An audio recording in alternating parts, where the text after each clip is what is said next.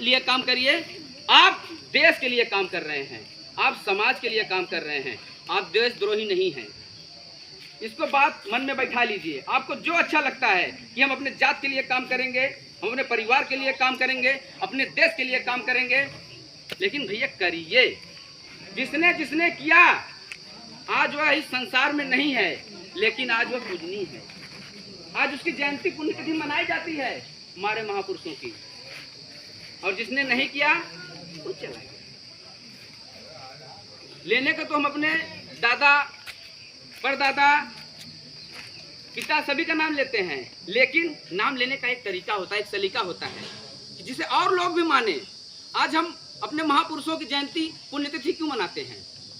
जैसे कि हमारे महापुरुष हो गए नेताजी सुभाष चंद्र बोस, बाबा साहेब भीमराव अम्बेडकर, ज्योतिबा फुले जी, सावरकर जी, बहुत सारे लोग हैं, बहुत सारे महापुरुष हैं जिन्होंने देश और समाज के लिए काम किया, तब हम उनको मानते हैं। हाँ, जिनकी विचारधाराएं हमसे नहीं जमती, हमको नहीं मानते हैं, बस यही होता आया है ना। पक्ष विपक्ष ये हमेशा रहा है और रहेगा।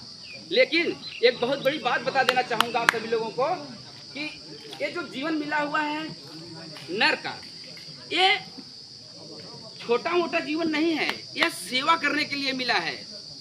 आए दिन हम रास्ते पे चलते रहते हैं। कल की बात बताऊं अभी मैं कि कल एक बाबूजी साइकिल से जा रहे थे और रास्ते में गिर गए, और वहीं पर ऑन द स्पॉट डेथ हो गए थे। और मैं जा रहा था एक कार्यक्रम में नुनारी, तो हमने जस्ट गाड़ी अपना रोका, हमारे साथ हमारे प्रिय मित्र थे विजय जी, तो रोका, हमने वहाँ देखा, माहौल देखा, हर चीज़। वो आदमी चला गया। हमने कहा भैया कुछ पता होता चला? कहा हाँ भैया बुद्धिपुर के बाबूजी रहे। तो हमने कहा ठीक है, तो उनके घर वालों को इन्फॉर्मेशन करिए, अब है नहीं, ठीक है, तो उनके घर वालों को इन्फॉर्मेशन दिया गया, सूचना दी गई, आए और लेकर गए। ऐसे ही आज से 7 साल पहले जो है कि मड़ियाओं विधानसभा क्षेत्र में जयरामपुर ग्राम सभा पड़ता है, तो वहाँ पे एक नाम था उनका रामचंद्र यादव जी, साइकिल से काम करके लौटे थे, शरीर हट्टी कट्टी थी और वहीं पर गिर गए। और मैं बारात जा रहा था और मैं वहीं उनको देखा बॉडी। और भाई पेशे से मैं फिजियोथेरेपिस्ट डॉक्टर हूँ, जैसे कमर दर्द में लोग चले जाते हैं तो एक्सरसाइज व्यायाम के द्वारा और मशीनों के द्वारा ट्रीटमेंट करता हूँ। जहाँ से डॉक्टरों का काम खत्म हो जाता है तो वहाँ से हम लोगों का काम चालू होता है, फिजियोथेरेपिस्ट लोगों का, ठीक है। आने वाले जीवन में हर घर में फिजियोथेरेपिस्ट की जरूरत है, क्योंकि आज लोग मेहनत नहीं करना चाहते हैं। पहले के लोग कुदार फरसा मेहनत व्यायाम पहलवानी कुल करत रहे तो मजबूत रहे।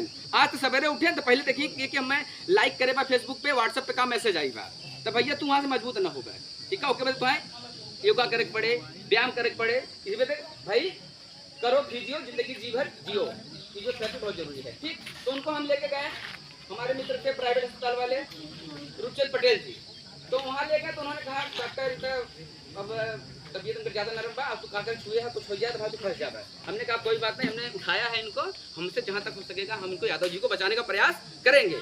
फिर वहाँ से तुरंत हम लेके गए उनको, बगल में मड़ियाहूँ अस्पताल है सरकारी, ठीक है, सामुदायिक स्वास्थ्य केंद्र, वहाँ ले गए। तो वहाँ डॉक्टर साहब ने लगाया RL DNS जो भी उनसे हो सका लगा, उन्होंने तुरंत रेफर किया सदर जौनपुर। फिर हम तुरंत 108 नंबर पे बैठकर तुरंत एम्बुलेंस के साथ वहाँ गए, और वहाँ पे भी हमने काफ़ी प्रयास किए। डॉक्टर का ड्यूटी का टाइम 9 बजे था और डॉक्टर आया 11 बजे।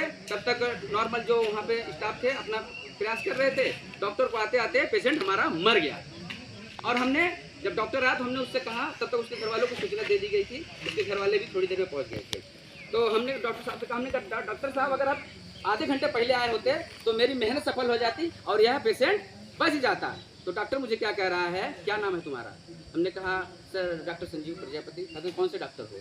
हमने कहा सर फिजियोथेरेपी। क्या अच्छा ठीक है, ज़्यादा मत बोलो नहीं तो अभी तुमको ही फंसा देंगे कि तुम जो है इसको जहर खिला के मारे। ये हुई डराने की बात, जो कि सरकारी पैसा ले रहे हैं, समाज के लिए काम कर रहे हैं, ठीक है। लेकिन उनके घर वाले भी आए, और घर वाले आए, बॉडी तो रामचंद्र यादव जी तो खत्म हो गए, युवा थे 35 साल के, तो खत्म हो गए। तो उनकी बॉडी जो है पोस्टमार्टम में गई। उनके घर वाले क्या किए, जो है गाड़ी में बैठे बोलेरो से आए थे और चले गए। वो लोग पॉलिटेक्निक पहुंच गए और उनके घर का नंबर मेरे पास हो गया, तो उनकी डायरी थी उसके पास। तो मैंने फोन लगा, उनके भैया कहाँ है? कहते हैं भैया हम सुबह आ गए यहाँ, सवेरे पोस्टमार्टम हो, सवेरे लाश मिले, हम सुबह क्या करें? हम क्या भैया हम मनाई है, हम लेके आए, हम कैसे जाए घरे? कहते अरे भैया हम तो निकल गए, देख ले कौन जुआर। तो उस समय मेरे जेब में सिर्फ 10 रुपए थे। कितने? 10 रुपए। और जो कोतवाली है जौनपुर का, तो वहीं एक बगल में मिठाई की दुकान थी, 5 रुपए का हमने एक लड्डू खाया और 5 रुपए उसमें हमने दान में डाल दिया और बाकी वहीं सोए। 2:30 बजे के बाद वहाँ कुछ लोग थे जो झगड़ा उगड़ा करके आए, तब तक नींद खुल गई, धीरे धीरे पैदल आया, फिर घर आया। तो ये देखिए, मेहनत करिए, कहा ना कि फल की चिंता न करो, मेहनत करो, आपका कर्म कहीं नहीं जाएगा। मैं भी बहुत बड़े खानदान से, बड़े बड़े परिवार से नहीं हूँ। मैं भी मिट्टी का बर्तन बना के, लेबराना करके, फर्नीचर का काम करके, उसके बाद डॉक्टरी की पढ़ाई किया, 2 साल की डिप्लोमा डिग्री होती है, लिया। उसके बाद समाज और देश के बारे में जब जाना, राष्ट्रीय अध्यक्ष माननीय मोहिंद्र कुमार प्रजापति भारतीय समता समाज पार्टी के मेरे घर आए, अंबिका प्रजापति जी आजमगढ़ से, उन्होंने भारतीय समता समाज पार्टी के बारे में बताया। उसके पहले मैं जो है कि बहुत सारे संगठनों में काम कर चुका था, तो उन्होंने बताया संविधान निर्माता डॉक्टर रत्नप्पा कुम्हार जी के बारे में मैंने जाना।